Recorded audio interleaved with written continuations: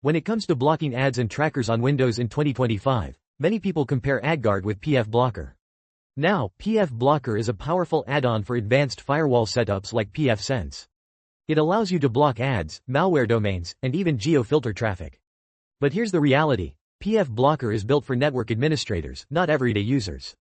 To run it, you need a pfSense router or a dedicated machine, plus the technical know-how to configure everything correctly.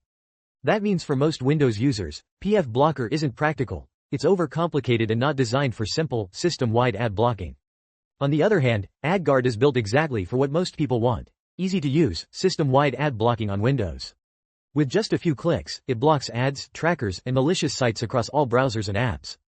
Unlike pfBlocker, you don't need a special router or server. It works right on your PC.